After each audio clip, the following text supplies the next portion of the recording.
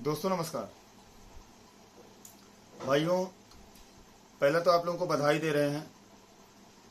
कितने भारी विरोध के बावजूद आपने लोगों की बातों को दरकिनार कर दिया, क्योंकि आप लोग जानते हैं कि विरोध करने वाले वही हैं जिन लोगों ने आज तक कोई काम नहीं किया, और वे वही लोग हैं। क्योंकि हमारा जो जनरल समाज है ना, जनरल समाज के अंदर बहुत ताकत है, लेकिन कमी एक चीज है कि एक आदमी दूसरे आदमी को आगे बढ़ने देना नहीं चाहता है।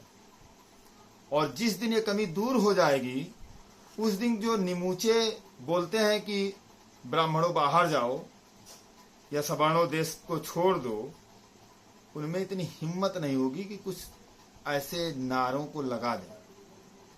फिलहाल आप लोग जाग रहे हैं, यही बहुत कुछ है।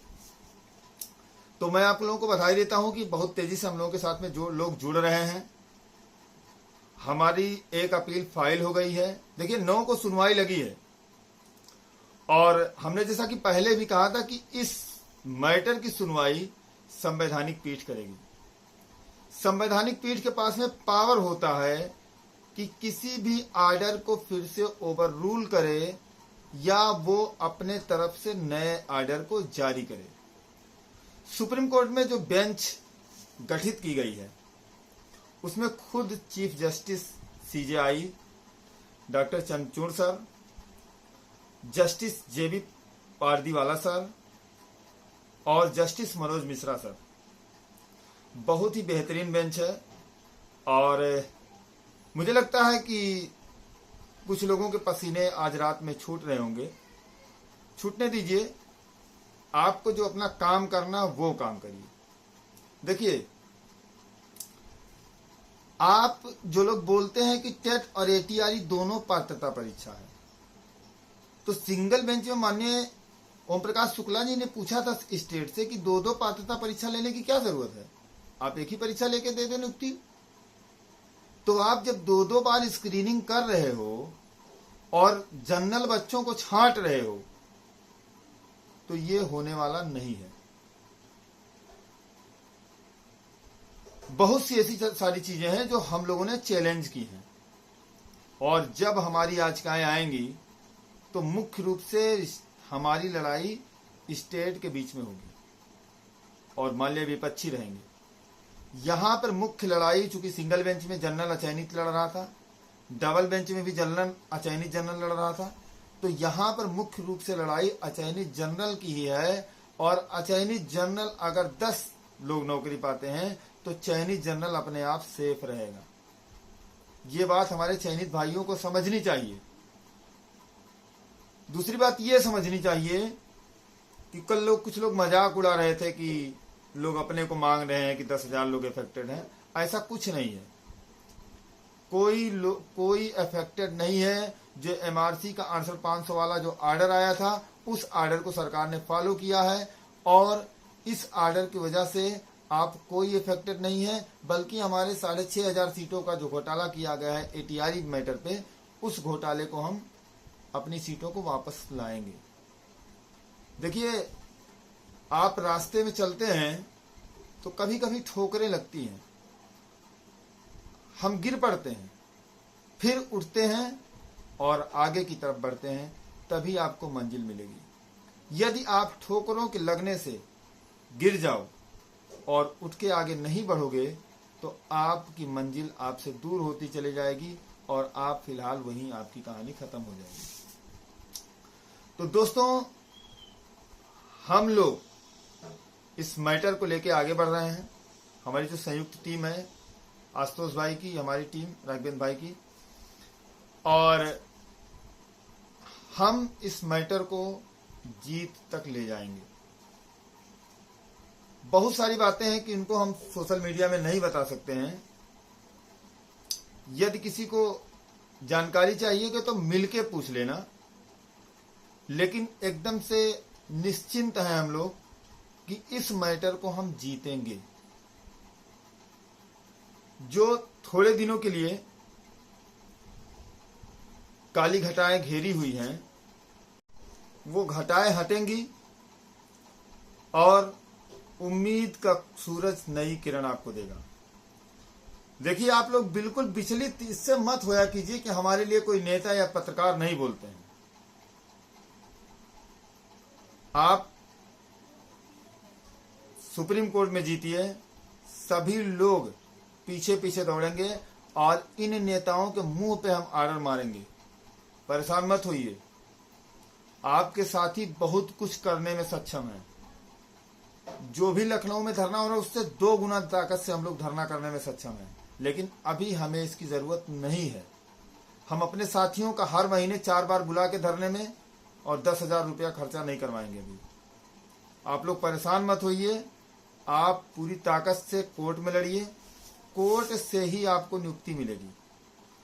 यदि सरकार कोर्ट के, चूंकि जो डबल बेंच का आर्डर सरकार जानती है कि मामला सुप्रीम कोर्ट जा रहा है और सुप्रीम कोर्ट अगर मामला जा रहा है तो सरकार को वेट करना होगा, क्योंकि अगर एक बार मान लिया यहां से कुछ करती है सरकार तो फिर मान लिया सुप्रीम कोर्ट का ऑर्डर आएगा तो फिर सरकार को डबल काम करना पड़ेगा। इसलिए कोई मूर्ख की ही सरकार होगी जो इस बात को मान ले, इस डबल बेंच की बात को। मामला जब 2 पार्टियां, बड़ी पार्टी भी है, जनरल वर्ग जानते हैं कि सुप्रीम कोर्ट जाएगा। अगर हम लोग जीते भी होते तो भी मामला सुप्रीम कोर्ट जाता, बिना सुप्रीम कोर्ट के मामला सॉल्व नहीं होता। तो अब जो एपेक्स कोर्ट, माननीय एपेक्स कोर्ट जो ऑर्डर करेगी वो हम लोगों के लिए फलीभूत होगा। लेकिन आप सोचिए कि आपको लड़ना किस तरीके से है। आपको लड़ना है, संगठित होकर लड़ना है, आपको लड़ना है, एकजुटता से लड़ना है। आपकी जो संयुक्त टीम है आगे बढ़ रही है। जो भी लखनऊ के साथी हों, किसी के साथ भी याची बने हों, वे हम लोगों के साथ जुड़े। क्योंकि जो इलाहाबाद बेंच और लखनऊ बेंच है, ये अलग अलग बेंचें जरूर हैं, लेकिन कोर्ट एक ही है, हाई कोर्ट इलाहाबाद के नाम से जानी जाती है। चूंकि लखनऊ में ऑर्डर आ चुका है तो लखनऊ के लोग सीधे जा रहे हैं सुप्रीम कोर्ट। इलाहाबाद में अभी जो हमारे साथी हैं, हमारी याचिका है इलाहाबाद में, और अभी वो ऑर्डर फॉलो नहीं हुआ है।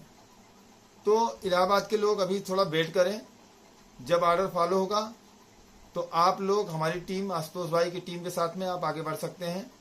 और आपको अगर लड़ना है तो आप हमारे साथ जुड़ें। आपके अंदर अगर लोगों की पहचान नहीं है तो फिर आप सवर्ण नहीं हैं। अगर आपके अंदर ये नहीं पता है कि कैसे क्या होगा मेरे पैसों का उपयोग, तो फिर आप नौकरी की आशा ही छोड़ दीजिए। तो इसीलिए सबसे कहना है कि आप पहचानिए और उसके बाद जुड़िए। खैर, हमारी एक अपील फाइल हो गई है और हमारी जिस दिन अपील फाइल होगी उसी दिन देखिएगा, जिस दिन अपील फाइल होगी उसी दिन के बाद में देखिएगा सारे लोग एक्टिव होंगे। स्टेट, विपक्ष और विपक्ष के साथ साथ और भी लोग जो हैं वो सारे लोग एक्टिव हो जाएंगे, क्योंकि हमारी 1400 पन्ने की अपील बन रही है इस बार, और उस अपील में बहुत सारी चीजें हैं जो बहुत कुछ आने वाले समय में बहुतों को उड़ाएंगी। तो दोस्तों, आप लोग धैर्य रखिए। तो आपने देखा ईडब्ल्यूएस मॉनिटर में सिंगल बेंच में किस तरीके से 4-5 साल लड़ाई चल रही थी, हमारा केस किस तरीके से था। और डबल बेंच में जैसे ही कंपटीशन हुआ, हम लोग आए, 2-2 सीनियर खड़ा किए। उसके बाद में मैं तारीफ करता हूं कि हमारी साथी टीम ने भी वहां पे सीनियर अपना खड़ा किया। तो एक कंपटीशन बढ़ा और इस कंपटीशन की वजह से आज डबल बेंच में ईडब्ल्यूएस मैटर में यह है कि जनरल सरकार के ऊपर हावी है और कोर्ट भी जनरल की बात मान रही है। कोर्ट का झुकाव भी अभ्यर्थियों की तरफ है। हम चाहते हैं कि जो और लोग हैं वो हम लोगों के साथ स्वस्थ प्रतिस्पर्धा करें, वे हमारे टांगों को ना खींच के अपनी टांगों को इतना बढ़ाएं कि हमसे आगे जाएं। अगर हम 1 सीनियर करते हैं तो वे 2 सीनियर करें, अगर हम 2 करते हैं तो वो 3 करें। अगर हमें कोई चीज नहीं समझ में आती है तो हमें राय दें, या अगर उनके समझ इतना आती हो तो, या अगर उनको कोई चीज ना समझ में आती हो तो हमसे राय लें।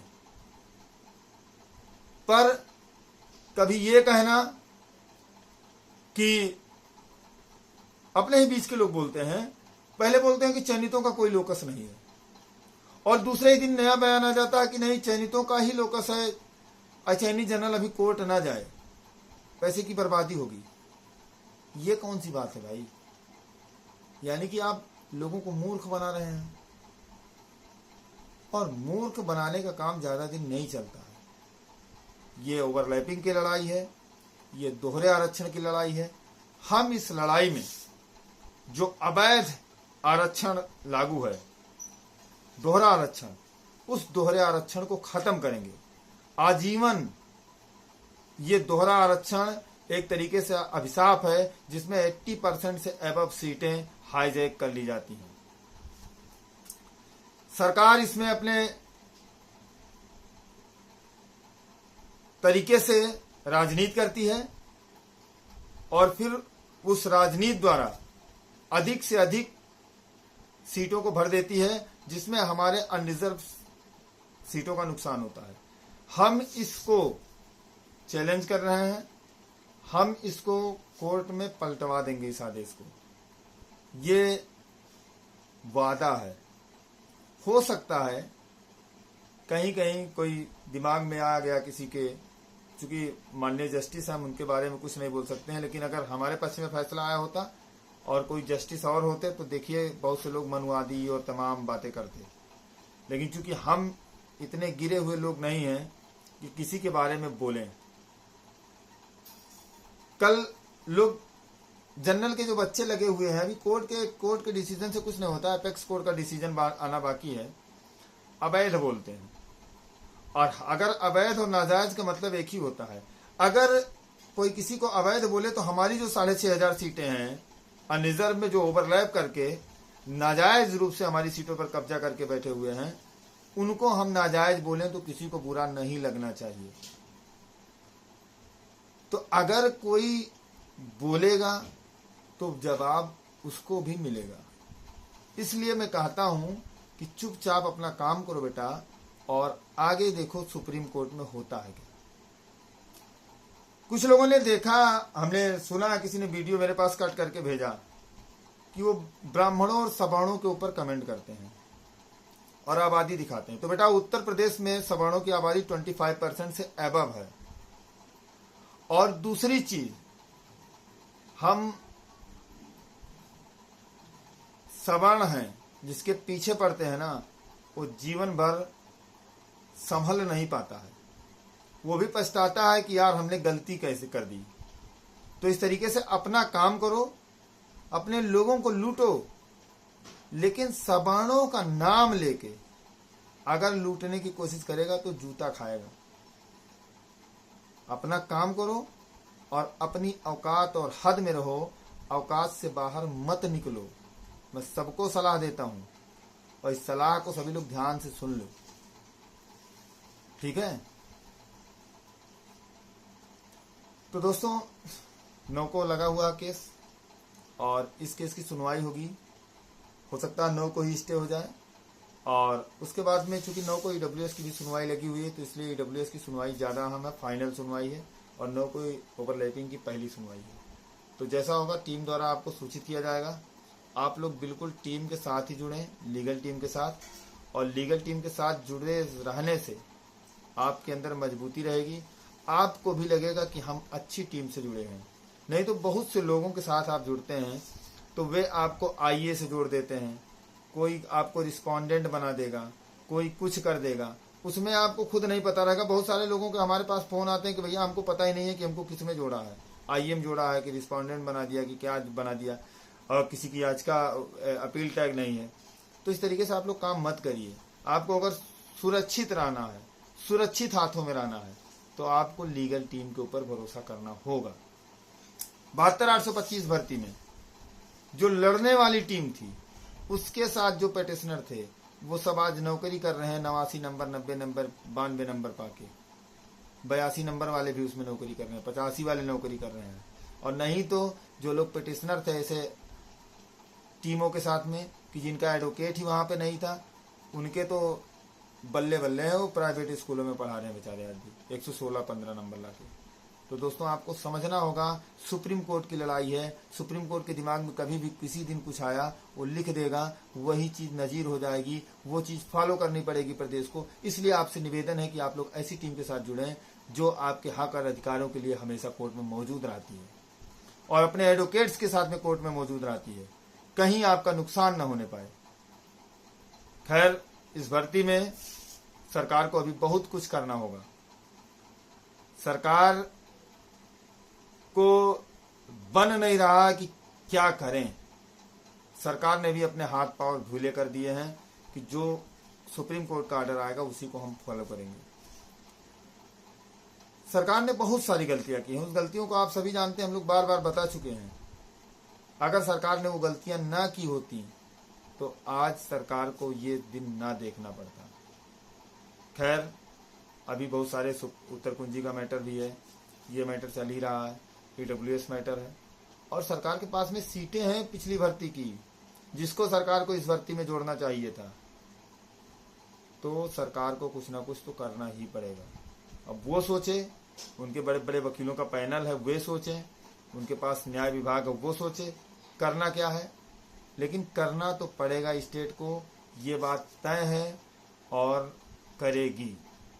बस एक कोर्ट का ऑर्डर आएगा जो सुप्रीम कोर्ट का, उसके अनुसार सरकार आगे अपना कदम बढ़ाएगी। दोस्तों वीडियो लंबा हो रहा है, मैं कट करता हूँ, फिर जब आगे आप लोगों के बीच में फिर आके लाइव बताया जाएगा। तब तक के लिए नमस्कार, जय श्री राम।